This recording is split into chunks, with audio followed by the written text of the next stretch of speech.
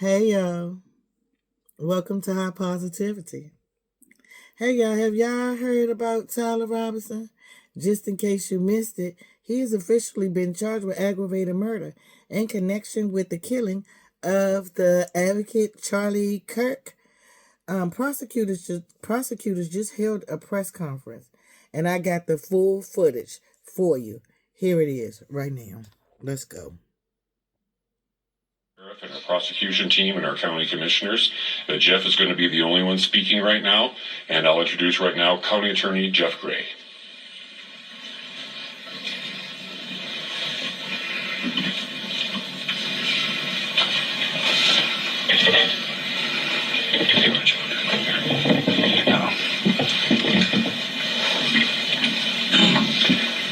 The murder of Charlie Kirk is an American tragedy. Charlie Kirk was murdered while engaging in one of our most sacred and cherished American rights, the bedrock of our democratic republic, the free exchange of ideas in a search for truth, understanding, and a more perfect union. It is also an offense against the state and to the peace and enjoyment of the people of Utah and of all those who visit here. But Charlie Kirk's murder also strikes a more personal and intimate chord. Charlie Kirk was first and foremost a husband and a father to two beautiful young children. He was a son, he was a brother, and a friend. Like all murders, the senseless and needless taking of Charlie Kirk's life has shattered the lives of those he loved and those who loved him. To Charlie's wife, Erica, his two young children, his parents, his family, and his friends, I express my sincere condolences and offer my heartfelt prayers on your behalf. I also want to express my concern for everyone who was at Charlie's Turning Point USA event at the Utah Valley University, and all who have been impacted by this tragedy. As county attorney, I am charged with bringing justice to those who offend our laws. I am charged with bringing justice for those who are harmed. I am charged with bringing justice for Charlie Kirk. I am committed to these aims. I take this responsibility seriously. Today, after reviewing the evidence that law enforcement has collected thus far, I am filing a criminal information charging Tyler James Robinson, age 22, with the following crimes. Count 1, aggravated murder, a capital offense for intentionally or knowingly causing the death of Charlie Kirk under circumstances that created a great risk of death to others. Count 2, felony discharge of a firearm causing serious bodily injury, a first-degree felony. The state is further alleging aggravating factors on counts 1 and 2 because the defendant is believed to have targeted Charlie Kirk based on Charlie Kirk's political expression and did so knowing that children were present and would witness the homicide. The state is also charging defendant with count 3, obstruction of justice, a second-degree felony for moving and concealing the rifle used in the shooting. Count 4, obstruction of justice, a second-degree felony for disposing the clothing he wore during the shooting. Count 5, witness tampering, a third-degree felony for directing his roommate to delete his incriminating texts. Count 6, witness tampering, a third-degree felony for directing his roommate to stay silent if police questioned him.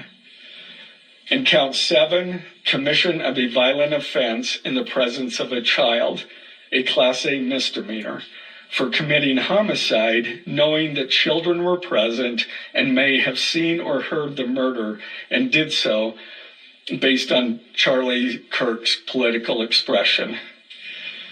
Also, following the press conference, I am filing a notice of intent to seek the death penalty.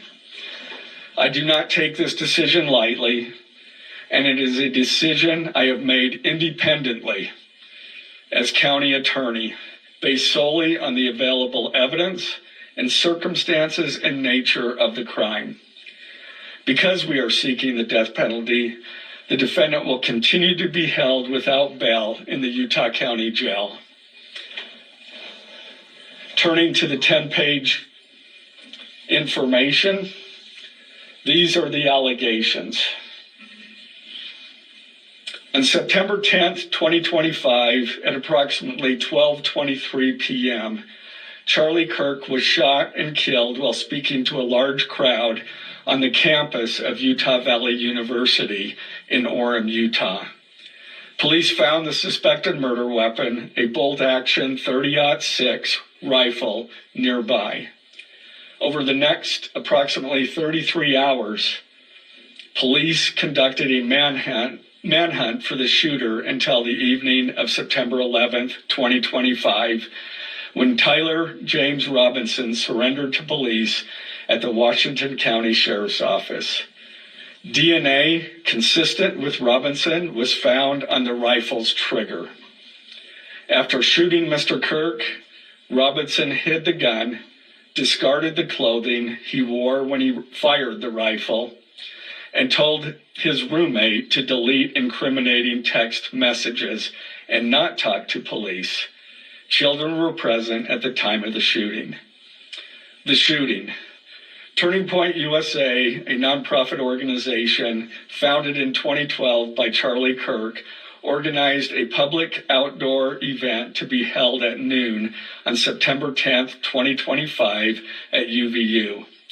The event was the first in a series of similar events to be held at college campuses nationwide. Mr. Kirk is a well-known conservative activist famous for these type of events where he discusses various political issues and debates with audience members. His events and comments have garnered a significant number of supporters and drawn the ire of many who disagree with his political views. The event at UVU was announced far in advance and garnered significant publicity and interest. Consequently, several hundred people attended. Mr. Kirk was interacting with the crowd before the event officially got underway. Then, at approximately noon, Mr. Kirk seated himself under a portable canopy behind a table and microphone. He began speaking to the crowd and fielding questions from attendees, a format Mr. Kirk commonly used at his events. Mr. Kirk allowed his questioners to approach a microphone positioned directly in front of him.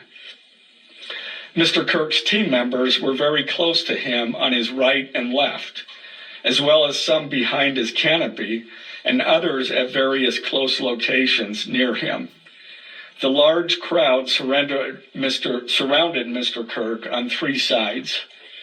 Temporary metal fencing separated attendees from Mr. Kirk by only a matter of feet. Directly above and behind Mr. Kirk was the UVU Hall of Flags, an indoor walkway spanning several hundred feet with floor-to-ceiling glass windows which overlooked the plaza where Mr. Kirk was seated. People were in the walkway at the time of the shooting. Approximately 15 minutes into the event, Mr. Kirk was answering a question about mass shootings by transgender individuals when a gunshot rang out. The bullet struck Mr. Kirk in the neck. He slumped to the ground almost immediately. The bullet's trajectory passed closely to several other individuals beside Mr. Kirk, including the questioner who was standing directly in front of Mr. Kirk. Children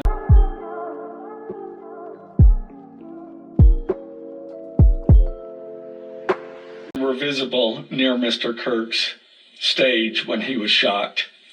Mr. Kirk was rushed to a nearby hospital where he was declared deceased. The medical examiner's report is still pending. So UVU surveillance. So at the moment of the shot, a UVU police officer was watching the crowd from an elevated vantage point. As soon as he heard the shot, he began to scan the area for threats.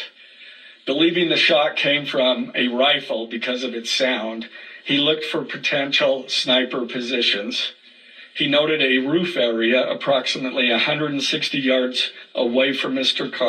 Kirk as a potential shooting position and rushed there to look for evidence. The suspected shooting position is adjacent to an open, publicly accessible walkway. To access the suspected location, a person must climb over a railing and then drop to the roof only slightly below. The UV officer climbed over the railing and down onto the roof. He then walked to the suspected shooting position and confirmed a clear shooting corridor between the position and Mr. Kirk's seat. He also noticed markings in the gravel rooftop, consistent with a sniper having lain on the roof, impressions in the gravel potentially left by the elbows, knees, and feet of a person in a prone shooting position. Police reviewed surveillance from the camera covering the roof and discovered that it recorded an individual dressed in dark clothing cross the railing from the public walkway and drop onto the roof at approximately 12:15 p.m. Although the individual moved out of the camera's view for a short time, the camera again captured the individual running across the roof and then low crawling to the area the UVU officer recognized as where the suspected sniper had dropped into a prone shooting position. After a short time, which matches the known time of the shot, the individual arose and ran across the roof to the northeast. This discovery led to an intensive review of UVU surveillance recordings to attempt to track and identify the suspect. Surveillance revealed the following. At approximately 11:51 a.m., the suspect entered campus from the north. He is seen wearing a black shirt with an American flag in the center, a dark baseball cap, and large sunglasses. Throughout the surveillance, the suspect keeps his head down and rarely raises his head enough to get a clear image of his face. As he proceeds across the campus, he is seen walking with an unusual gait. The suspect walks with very little bending in his right leg, consistent with a rifle being hidden in his pants. This unusual gait continues until the suspect is seen crossing the railway off the open walkway and onto the roof, where he leaves the camera's view. A camera later captures the suspect as he runs across the roof to the suspected shooting position. Immediately after the shot was fired, a camera captures the suspect running across the roof carrying an item whose shape is consistent with a rifle. The suspect is then seen climbing down from the roof. He appears to drop the item he was carrying as he hits the ground in a controlled fall. He then picks up the item and runs toward the northeast end of campus. Expanded crime scene investigation. Law enforcement officers followed the suspect's escape path to the northeast end of campus, where they believe the suspect left campus and entered a wooded area. In that wooded area, investigators found a bolt-action rifle wrapped in a towel. The rifle contained one spent round and 3 unspent rounds. This is consistent with the facts officers observed at the time of and immediately after the shootings. No shell casings were found on the roof, suggesting a bolt action rather than an auto-loading weapon, and only a single round was fired. Each round in the rifle contained an etched inscription as follows: The fired cartridge was etched, "No Tice's bulge, OWO, what's this?" The second cartridge that was again not spent, the last three were not spent, were not fired. The second, "Hey fascist, catch," with arrow symbols. The third cartridge, "Oh Bella Ciao, Bella Ciao, Bella Ciao, Ciao Ciao." The fourth cartridge, "If you read this, you are gay, LMAO." The rifle, ammunition rounds, and towel were sent for forensic processing. DNA consistent with defendant was found on the trigger, other parts of the rifle, the fired cartridge casing, 2 of the 3 unfired cartridges, and the towel. Law enforcement was unable to immediately locate the shooter, so they published photos of the shooter from the UVU surveillance cameras and asked for the public's help to identify him. Meanwhile, law enforcement continued to try to identify the shooter through other means. The Washington County investigation. On the evening of September 11th, 2025, as law enforcement continued their investigation, Tyler James Robinson went to the Washington County Sheriff's Office with his parents and a family friend to turn himself in. Robinson's mother stated that the following to police. On September 11, 2025, the day after the shooting, Robinson's mother saw the photo of the shooter in the news and thought the shooter looked like her son. Robinson's mother called her son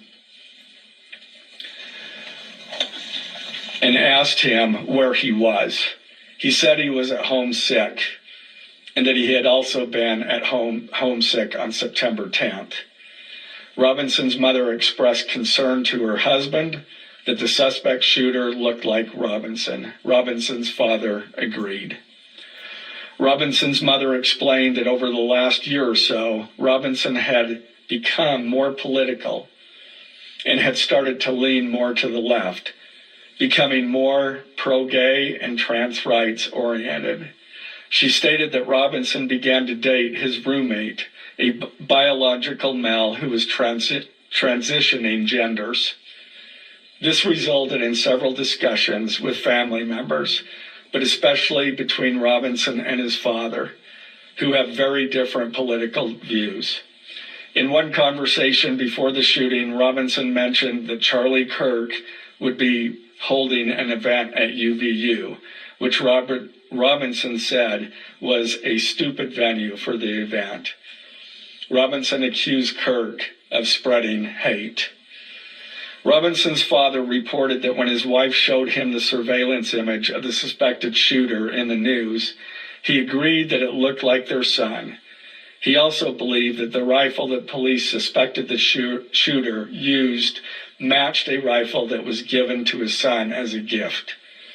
As a result, Robinson's father contacted his son and asked him to send a photo of the rifle. Robinson did not respond. However, Robinson's father spoke on the phone with Robinson. Robinson implied that he planned to take his own life. Robinson's parents were able to convince him to meet at their home. As they discussed the situation, Robinson implied that he was the shooter and stated that he couldn't go to jail and just wanted to end it. When asked why he did it, Robinson explained there is too much evil and the guy, referring to Charlie Kirk, spreads too much hate.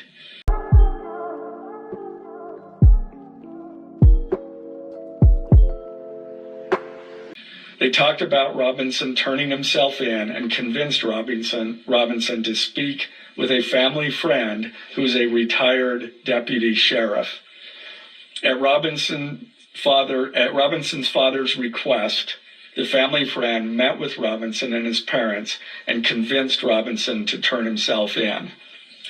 The family friend spoke to police and reported telling Robinson that it would be best if he brought all evidence with him to the sheriff's office to avoid police having to search his parents' home. The friend also asked Robinson if he had any clothes that were related to what he did. Robinson replied that he had disposed of the clothes in different areas. The roommate.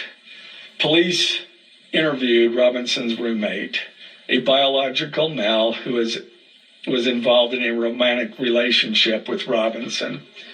The roommate told police that the roommate received messages from Robinson about the shooting, and he did provide those messages to police. On September 10th, 2025, the roommate received a text message from Robinson which said, "Drop what you're doing. Look under my keyboard."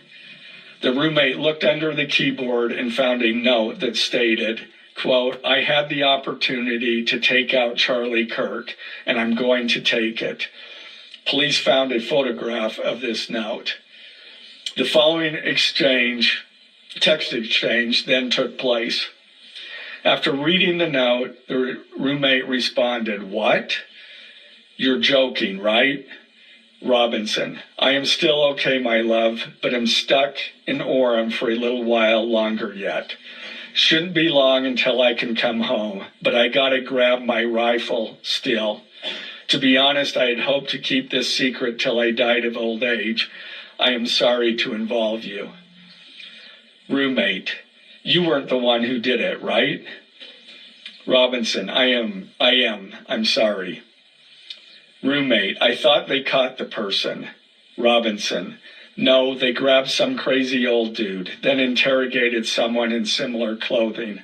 I had planned to grab my rifle from my drop point shortly after, but most of that side of town got locked down. It's quiet, almost enough to get out, but there's one vehicle lingering." Roommate, "Why?" Robinson, "Why did I do it?" Roommate, "Yeah." Robinson, "I had enough of his hatred. Some hate can't be negotiated out. If I am able to grab my rifle unseen, I will have left no evidence. Going to attempt to retrieve it again. Hopefully they have moved on. I haven't seen anything about them finding it." Roommate, "How long have you been planning this?" Robinson, "A bit over a week, I believe. I can get close to it, but there is a squad car parked right by it. I think they already swept that spot, but I don't want to chance it." Robinson again, "I'm wishing I had circled back and grabbed it as soon as I got to my vehicle. I'm worried what my old man would do if I didn't bring back Grandpa's rifle. IDEK if it's had a serial number, but it wouldn't trace to me. I worry about prints. I had to leave it in a bush where I changed outfits. Didn't have the ability or time to bring it with. I might have to abandon it and hope they don't find prints. How the F will I explain losing it to my old man? Only thing I left was the rifle wrapped in a towel. Remember how I was engraving bullets? The F in messages are mostly a big meme. If I see notice bulge UWU on Fox News, I might have a stroke all right. I'm going to have to leave it. That really effing sucks. Judging from today, I'd say Grandpa's gun does just fine, IDK. I think that was a $2K dollar scope. Wink, wink. Robinson again, delete this exchange. Again, Robinson, my dad wants photos of the rifle. He says Grandpa wants to know who has what. The feds released a photo of the rifle, and it is very unique. He's calling me, RN. Not answering. Robinson, since Trump got into office, my dad has been pretty diehard MAGA. Robinson, I'm going to turn myself in willingly. One of my neighbors here is a deputy for the sheriff. Again, you are all I worry about, love. That came from Robinson. Roommate, I'm much more worried about you. Robinson, don't talk to the media, please. Don't take any interviews or make any comments. If any police ask you questions, ask for a lawyer and stay silent. The search for Robinson's residence. Police executed a search warrant on Robinson's residence. During that search, police discovered a shell casing with etchings like the etchings found on the shells in the rifle near UVU. Police also found several target boards with bullet holes in Robinson's home. Now, as I stated in the beginning, when I read those allegations, these are allegations. And like the evidence set forth in this statement, those allegations, what you've heard from the media, even from state and federal officials, has not been tested in the crucible of a jury trial. I understand the public's desire to know the facts. My own family members have pressed me for information. Why are we reluctant to share the details of the investigation itself and comment on the case? Because I want to ensure a fair and impartial trial. I became a prosecutor because of my love for the ideals of this great country and the principles embedded in our Constitution. The free exchange of ideas and opinions is critical to this great American experiment, but so too are the protections afforded to the accused found in the Fifth and Sixth Amendments. The right against self-incrimination, the right to a speedy and public trial, the right to the effective assistance of counsel, the right to confront one's accusers, and the right to compel the attendance of witnesses. And perhaps most importantly, under our Constitution, the accused is presumed innocent until we, the state, prove to an impartial jury of defendant's peers his guilt beyond a reasonable doubt. That jury cannot rely on our allegations, on what they hear in the news, or on what they hear from a public official. The jury is the sole trier of fact, and they will ultimately determine those facts based on evidence a trial judge has determined is admissible. Again, as prosecutors, we bear the burden to prove guilt beyond a reasonable doubt. But make no mistake, we welcome this burden. I'd like to now introduce my trial team who will be charged with prosecuting the case. This is a veteran and expert team of some of the state's best trial attorneys.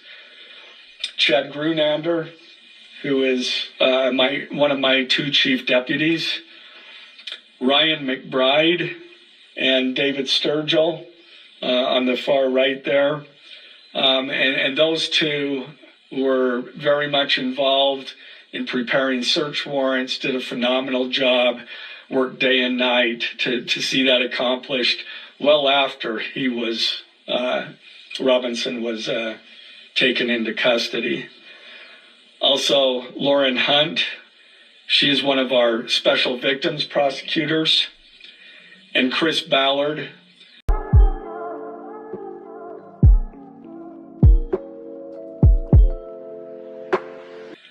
My second chief deputy, who will be handling motions.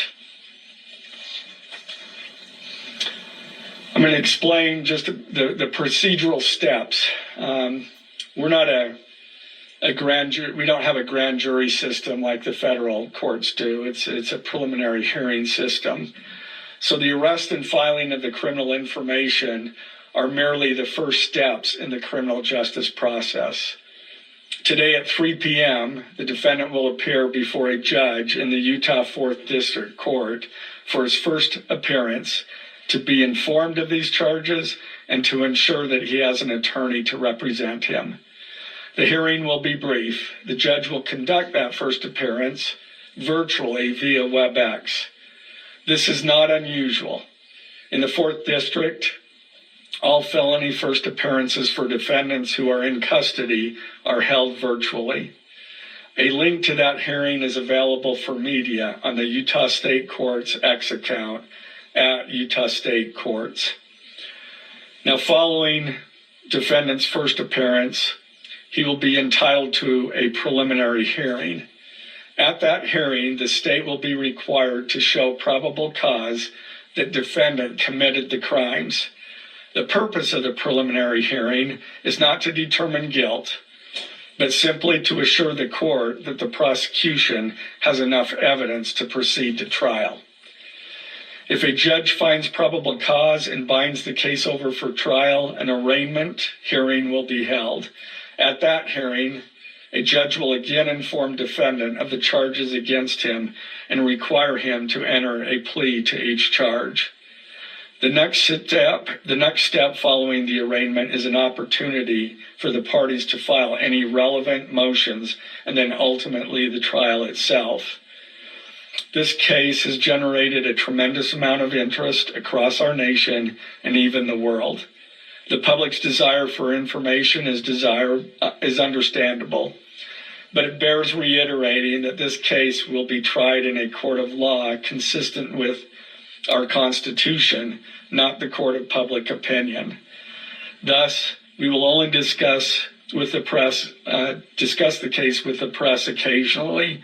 It will not be a day-to-day or even week-to-week occurrence, but we will only do so in a manner as not to jeopardize the fair trial process.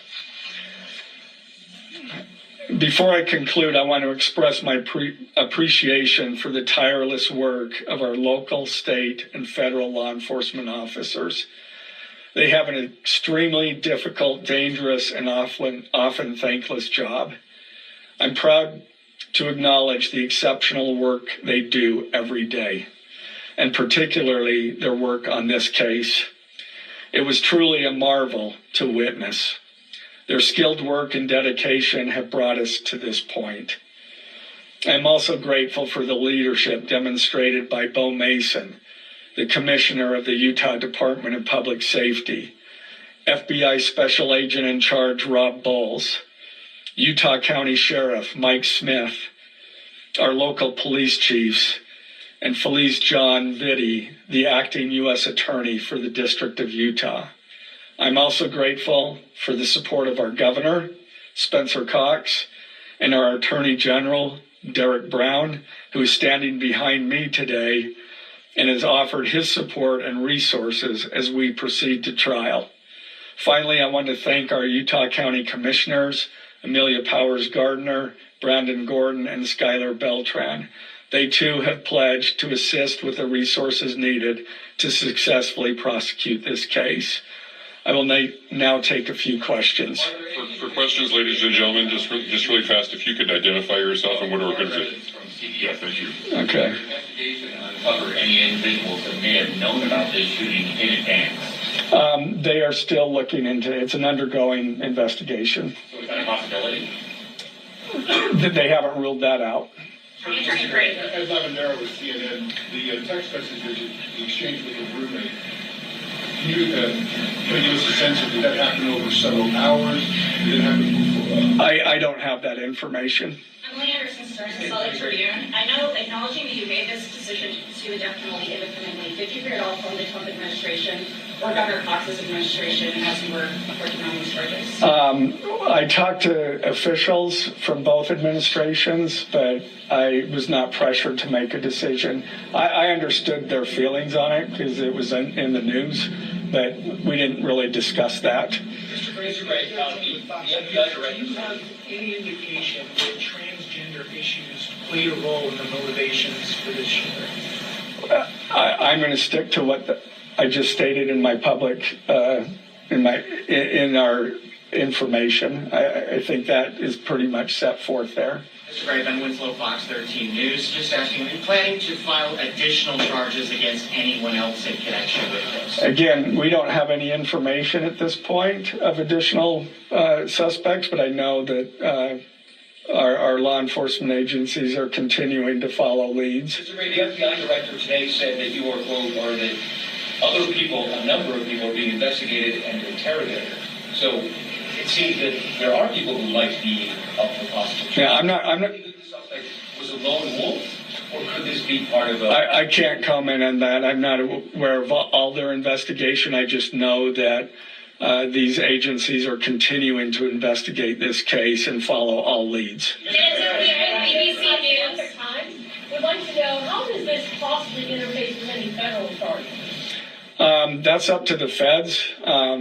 They have different charges, and they're reviewing the evidence. And after they review the evidence and the law, they could file charges, but I'm not privy to exactly what they're looking at. Ms. Murphy, with the BBC, you spoke a lot about text messages with the roommate. The governor previously said the roommate is cooperating, but could we see charges against the roommate? Again, I'm not prepared to answer that question. Is it unusual to cite a political motivation as an aggravating circumstance? It's part of our code, and so we charge that. And Mr. Gray, just back to KUTV, for those that aren't of a legal mind, is this a confession, the text messages? Is that legally a confession? And is he cooperating since he's been taken into custody? Ultimately, a judge will determine that at trial. And cooperation, has he spoken at all? Has he been cooperating? Again, I'm not going to comment on that. I think that any statements at all. Mr. Gray, Morgan Chesney, NBC News. Okay. What more can you tell us about the suspect's time online that some say radicalized him? I am not aware of that information. It's, again, still under investigation. And has he expressed any remorse so far about this attack? I am not going to comment on that. Is he continuing to not cooperate? I'm not going to comment on that. Mr. Gray, the FBI director has been way out in front in terms of presenting evidence to the public. Your team has been very circumspect, very measured in what they let out. Has that hampered your investigation and the build-up to this? Well, as attorneys, we typically like to control that information to preserve an impartial jury and a fair trial. So has that representation? Is he a lawyer yet? Excuse me? Does the suspect have a lawyer? I don't have that information. Can you tell us more about what the family may have said in interviews? What the family said is what I provided. Mr. Gray, do you anticipate that the defense will try to get this trial moved out of Utah County, and how will you respond to that? That from where? From Utah County. That the defense will be from Utah County? That they will try to get the trial moved to different. I couldn't predict what they're going to do. Does any of this suggest that the timing of the shot and the question that was asked about mass shootings, transgenders, is that more than coincidence? That will be for a jury to decide. Mr. Gray, are you confident that the roommate had no part of this attack whatsoever? Again, I'm not going to comment on the evidence. But the evidence so far, does it show any involvement? Again, I'm not going to comment on other than the facts that or the evidence that we've gathered so far. DNA.